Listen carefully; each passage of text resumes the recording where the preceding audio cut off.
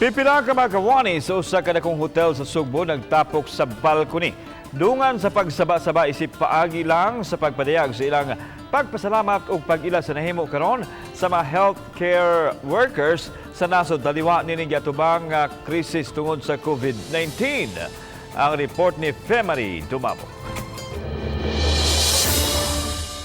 Bit-bit kining improvised placard, diin gisuwat ang mga pangalan sa kailang mga healthcare workers sama sa mga doktor, nurse, medtech ug uban pa.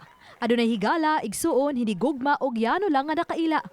Untop alas 5 kagahapon sa hapon, masigarbuhon nilang giwara-wara uban ang pagsinggit sa thank you ug sa pagpakpak.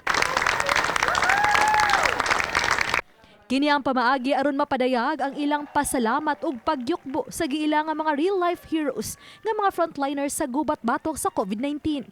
Nagkahiyo sa mga manager sa mga department ug mga kawani sa usa ka hotel sa Dakbayan sa Sugbo nga nagpasalamat ngadto sa mga real-life heroes. Well, I'd seen it on the news where in Italy some people were singing from their balcony. And then when I heard there was an opportunity for us to be involved in thanking the frontliners of the healthcare industry for all that they do, I thought this is our opportunity to say thank you. And many of our associates that work at the hotel have family that are in healthcare frontliners. Labing apektado man ang ilang industriya sa COVID-19. Apan, maningkamot sila nga walay mga kawani nga mataktak sa trabaho. Hinuna doon na sila mga pamaagi aron pagdani sa mga local tourist. We haven't laid anybody off. We've only had to maybe reduce their hours. But again, we're doing that as frugally as we can to make sure that they stay working. We're also flexing the time depending on when they can maybe get another job. So we're trying to do both. Make sure we take care of our guests in the hotel as well as protect our associates.